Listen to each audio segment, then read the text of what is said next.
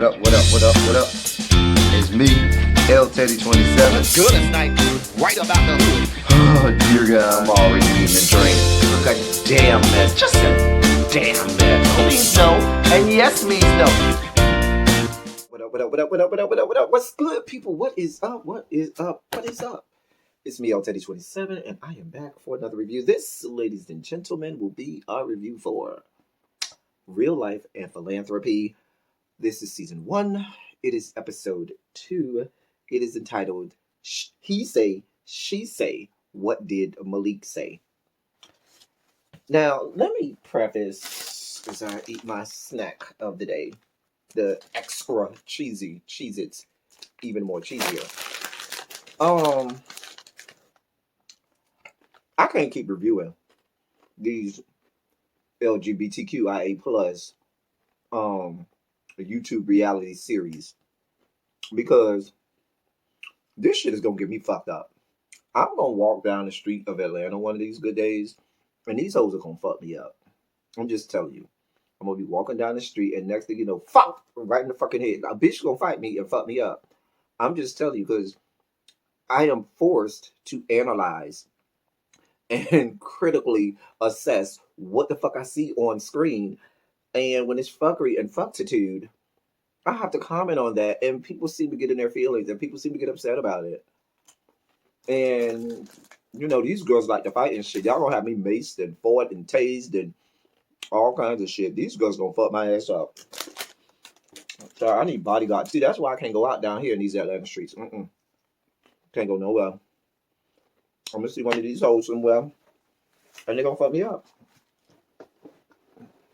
They're gonna fuck me up. But anyway, we start off Malik and Xavier. They go out to eat somewhere.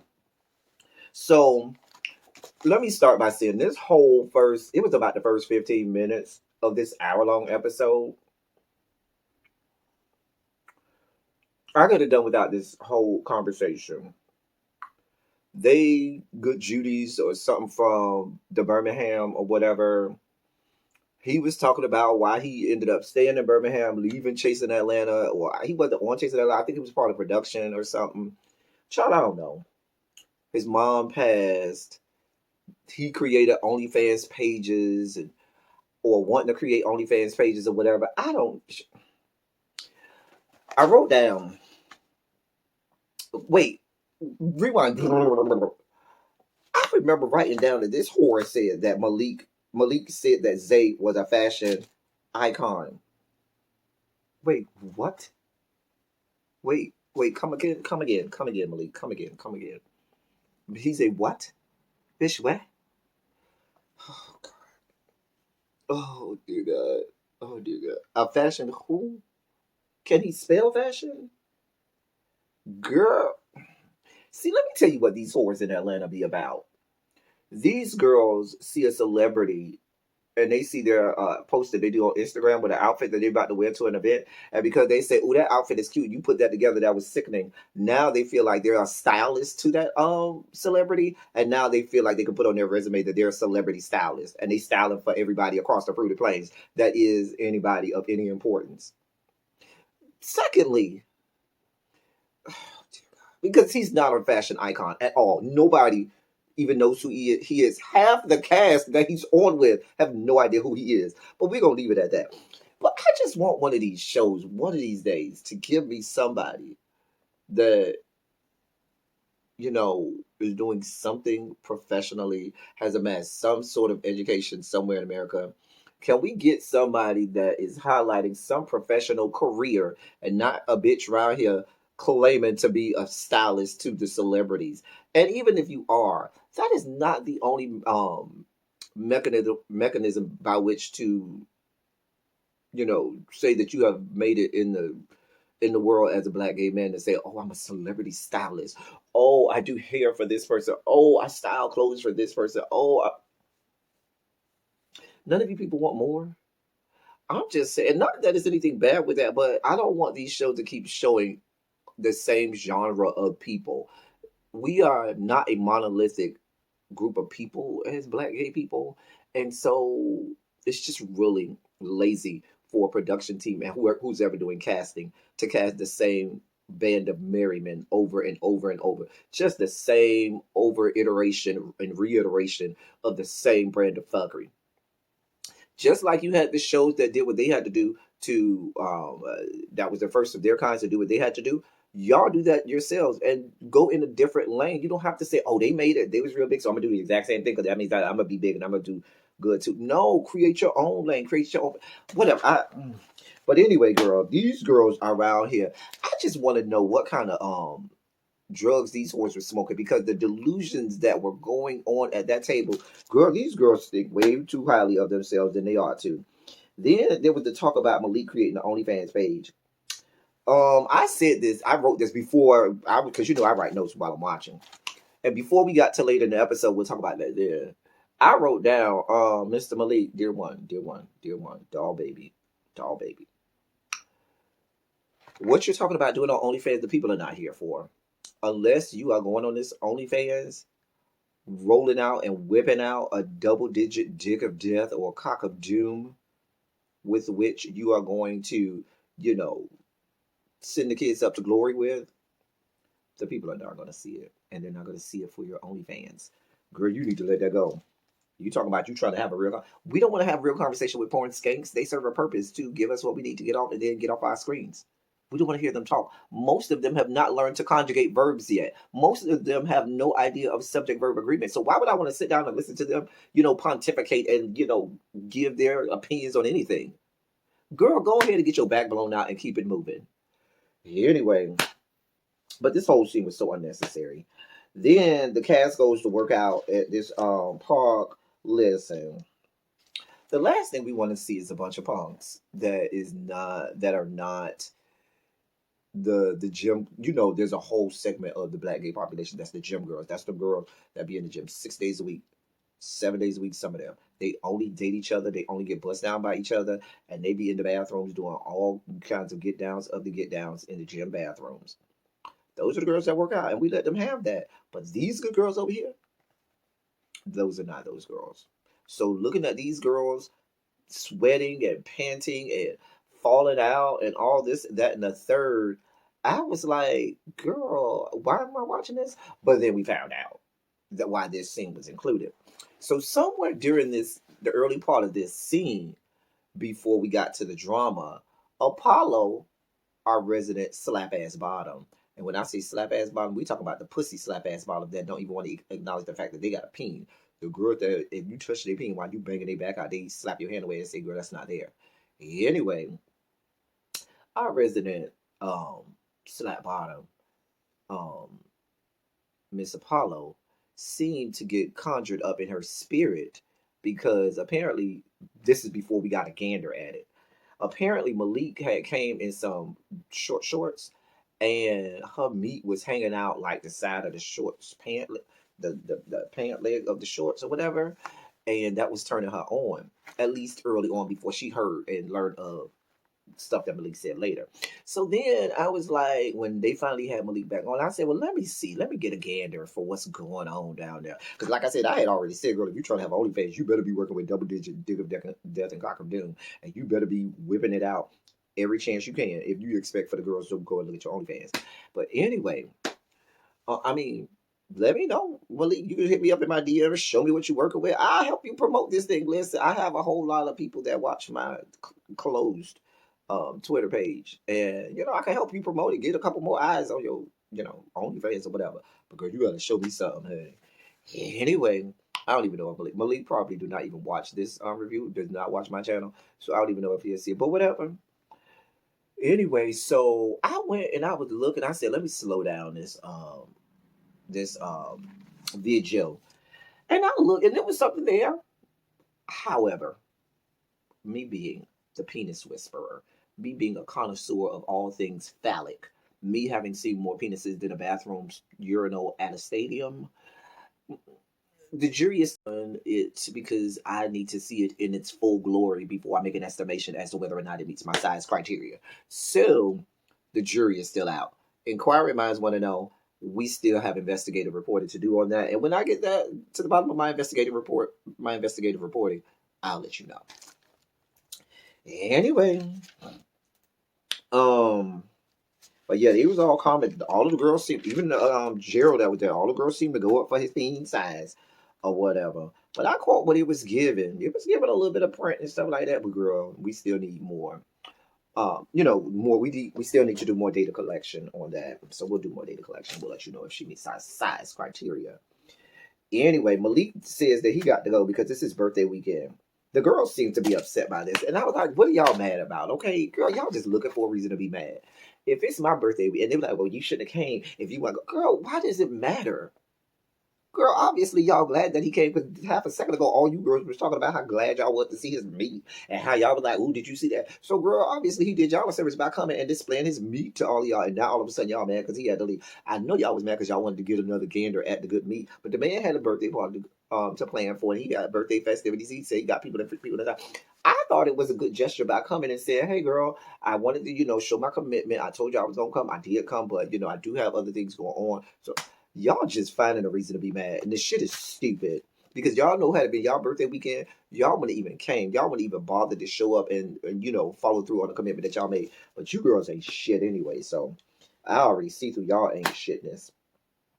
Anyway, after Malik leaves, then they all start to discuss Jerome and his messy ass because I already see Jerome is messy. Jerome is one of the messy kinds that likes to take the grenade, pull the pin out, and throw it, and then just walk away like he ain't the one that threw the grenade that just sets everything off. So Jerome, I see you and your ain't shitness. You are Jerome. Jerome. Let me say this to you, Jerome. Jerome, you I can see that you try in the beginning not to come off like the other girls, like the Maliks and the Geralds and the Apollos of the world, the femme girls, and try to act like, oh girl, I play tennis and I'm an athlete and I don't get into all of this messiness. But girl, your messiness, your femme side, and your cattiness shines through. Girl, you ain't better than nobody, and you're probably even more messy. You was real messy for all of this because real, like I always say, real girls do real things. If you wanted to really be messy and get down to the get downs, you wouldn't have waited till Malik left. Girl, you would have said, Malik, since you here, before you go, do you mind addressing what you said to Apollo and how you told me such and such about Apollo? That's what a real girl do, because real girls do real things. But your bitch ass ain't do that. You had to wait till he leave, and now, under the cloak of darkness, and now, because he can't be there to speak up for himself. Now you just throw this grenade and say, okay, girl, let it set it off and let y'all, let the carnage ensue. A mess. Just a fucking mess. You ain't shit, Jerome. Just know that. A bitch, you ain't shit. Anyway, so of course, Apollo, not to be outdone, because girl, she got a whole lot to say and a whole lot to do. For what? I do not know. Girl, she went into child. He says, "Oh girl, I'm here for the fuckery and fucktitude, and what I'm gonna do is I'm gonna wait till we get to his birthday party, and I'm gonna set this bitch off." And Gerald was like, "Nah, we shouldn't do that. Let's not turn this into the housewives. We shouldn't do that. We should just wait till a later time when we all together." Apollo wants no parts of that. Apollo say, "Girl, I don't give a fuck how you feel, how they feel, girl. I am Miss Pussy Pop Bottom. I am that girl, that bitch. I need to let it be known." And she proceeded to try and go in on Malik. I mean, girl. Gerald then they kept going back and forth all this bullshit about Malik, and I was like, girl, this woman is not even here. Y'all got a lot of smoke for. First of all, Malik is that big. Second of all, y'all got a lot of smoke for somebody when they not here, but then when they are here, ain't none of that smoke. Girl, I'm not here for ain't shit ass motherfuckers like that. But anyway, um, Gerald then was out there mimicking Malik, but yeah, I was thinking to myself, this young man is, mimicking and trying to pick on Malik, but y'all are one and the same. Y'all are the one and the same. A bunch of fembots with delusions of grandeur struggling to make it in life. No career path, no 401k or future, even for, the rest of your life. Struggling out here to impress all of these girls out there, faking like you really doing something for the community and trying to help people who are in need when you are in need yourself. Girl, y'all are the same people, but saying that you're so philanthropic and I need to do for those and reach down to those people beneath me and help them out because I'm so philanthropic. Bitch, you ain't philanthropic shit. Bitch, you are in need. Bitch, you over here trying to pick at Malik. Like, girl, he's this fembot. Bitch, you're a fembot. Y'all are one and the same. You calling him messy, bitch, you messy. Girl. I ain't no Malik fan. You know what I'm saying? Malik ain't my favorite character. I don't have no favorite character on this show yet. However, it just seemed unnecessary. The shit seemed like y'all were drawing at straws and y'all were doing shit just to create beef and drama that just was unnecessary. Anyway, Apollo did. They was had the cast go to some event that they was gonna go to at his church or something. But before that, he invited the cast to his house. He invited the cast and production to his house. Didn't tell his daddy. Daddy came out and said, "Hey, bitch, the fuck you got going on in my motherfucking house? Bitch, I don't want my house. I ain't tell you got my house on motherfucking TV. I didn't tell you all these punks could be in my motherfucking house. Take y'all shit and get the fuck out of my house." And guess what the most had to do? Get up out his house. Girl, see, this how you know Apollo is one of them bitches who suffer from delusions of grandeur. He's one of the girls that do all of this talking about what he is and I got this and I got that. And girl, wait till you get to my house, this, that, and the third. Girl, we got to your house and your daddy said, "Bitch, what the fuck you talking about? I'm not here for these punks. Get them the fuck out of my house." And now you and the girls done got embarrassed. Just a fucking mess. A fucking mess. Anyway, they go down to the church to find out all of the stuff that the church is doing for the community down there and everything. But when they were on their way into the little community center, I want production to get it together. Please get it together, because why was the camera affixed to the fat boy's buttocks? Okay, his glutes, his gluteus, his man cave. Why was the camera affixed to that while they were walking? I'm just saying, if you're gonna walk with the camera on, at least have it up so you're not affixed to somebody's ass crack. Whatever. A guy comes out and he talks to them about all of the stuff that they're doing for the community at this community center for the kids in this impoverished neighborhood. It was a really nice conversation, and some great things were spoken of that are being done down there. And I just hope that the guys will go and volunteer there, more often and actually put in some good work, even if it's not on camera. But I'd love for it to be on camera. But even if it's not, I'd love to see them go and not just have this just be a camera moment, but continue to go there and give back and reach out to this organization, because it is a laudable undertaking. Now, Zay came, but he came late, way after they had already met with the guy and everything. And as soon as Zay came, Xavier came, Apollo started back with talking about Malik and how he can't stand him and how girl this, that, and the other. Listen, and because Xavier is Malik's friend. Apollo, dear one, love bug, doll baby. You got all of this talk and all of this smoke and all of this grandiose, reading and shade that you call yourself doing, dear one. Girl, for what? Girl, you didn't even make the opening credits of this show. I didn't even know you were a main cast member, because when the show comes on, it says nothing about an Apollo. Bitch, your name is a smaller name that scrolls by real fast in 0.1 second. In 0.1 seconds at the very end. Not you ain't got nobody. I'm surprised you got green screens. Be glad these hoes gave you green screens, because they sure didn't give you no opening credit. They have you on the little promo pictures and stuff. Girl, I didn't even know you was here. I remember on the first episode, I was like, "Who's this girl with the dress? And why is she here?" Girl, y'all make this shit make sense. Anyway, they go back to Apollo's house because apparently Daddy had 11. He could sneak the girls and sneak production into the house.